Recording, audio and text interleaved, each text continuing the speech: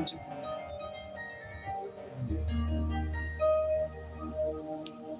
రండి, పర్లేదండి. గుడ్.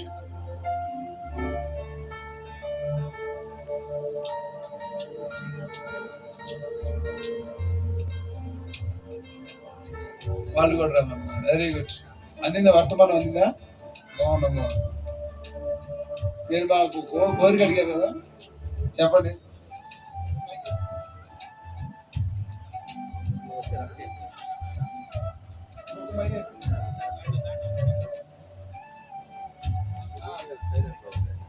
రమ్మా, రండి, పర్లేదండి, భయపడద్దు.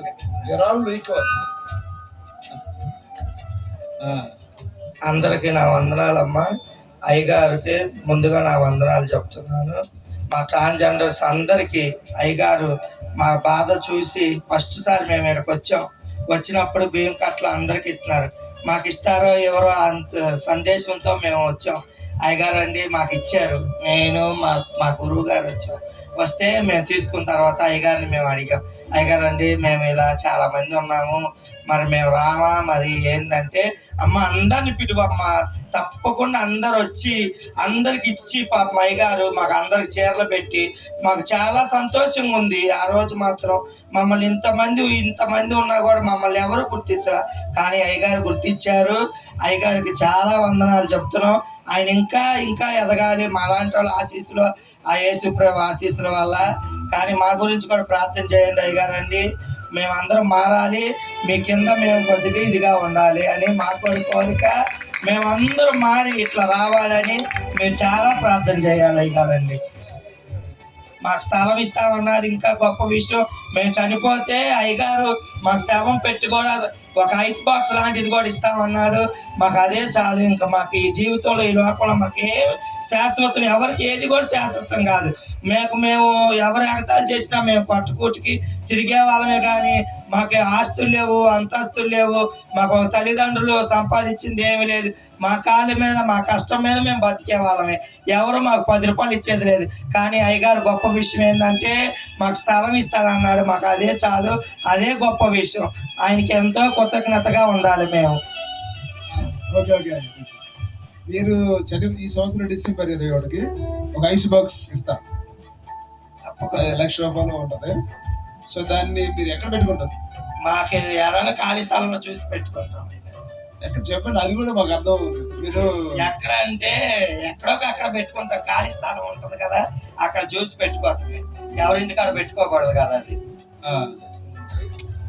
సరే, ఒక పని చేయండి. దేవుడి చిత్తం అయితే మన ఇంట్లోనే బాక్స్ ఉంటుంది. ఓకే. మీకు ఎప్పుడు అవసరం వచ్చినా అలా తమ్ముడు ఉంటాడు కదా, అదే అనిల్ ఉంటాడు, వాడు ఫోన్ చేస్తే మీ బాక్స్ వాడుకోవచ్చు. మళ్ళీ శుభ్రం కడిగి, మీరు కడపని వాళ్ళు కడిగేస్తాను, కడిగి అక్కడ పెడతారు. ఓకేనా? మీకు ఒకవేళ లేకపోతే, మీకు దాన్ని పర్మనెంట్గా చూసుకోవడం ఇష్టం లేకపోతే, మేమేమనుకుంటామంటే మన ఈ కింగ్స్ ఫౌండేషన్ కింద ఇక్కడే ఒక బాక్స్ ఉంటుంది. ఓకే.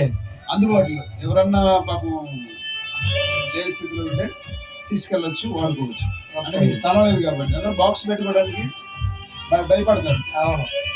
మీకు ఒక విషయం తెలుసా, మన ఇంట్లో 2 బాక్సులు ఉండేది. ఆ కంగడపాలెం నుంచి, అక్కడ నుంచి పెద్ద పెద్ద నుంచి, ఏంది చచ్చిపోయిన బాక్స్ ఉంది ఇక్కడ, 6 రోజుల నుంచి అక్కడ ఉంది. చావంటే భయపడింది ఎవరు? నువ్వే. క్రీస్తుని కాదు, క్రీస్తుని కలిగిన వాడు. ఎందుకంటే మనం చనిపోతే అక్కడికి వెళ్ళిపోతాం.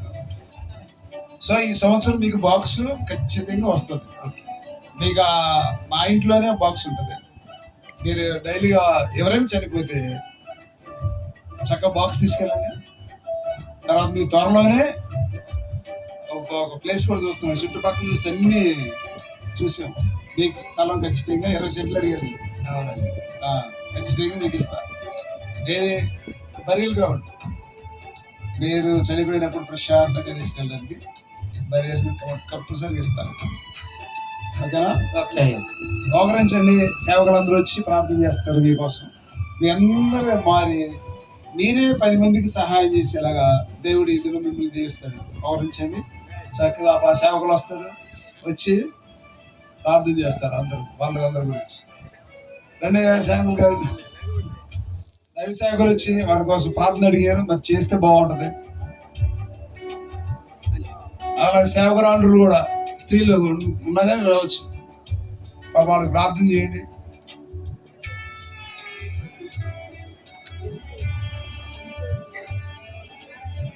అమ్మా మీకు ఏ విషయంలో ప్రార్థన చేయమంటారు చెప్పండి.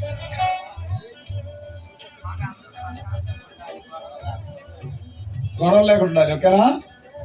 సరే, మీరందరూ ఐక్యమత్యంగా ఉండాలి.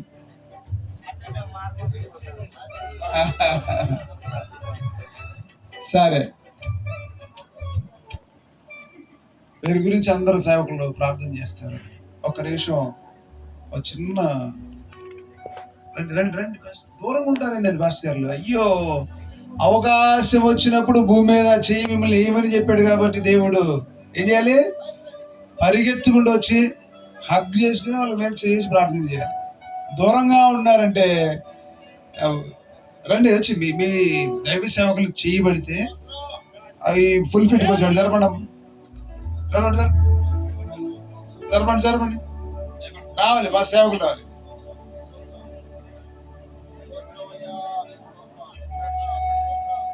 రావాలి భాస్కర్, అరే ఎక్కలేరా, ఇక మెట్లున్నాయి అన్నాడు. దేవునికి స్తోత్రం కలిగి, ఇది చిన్నదేగా పర్లేదు.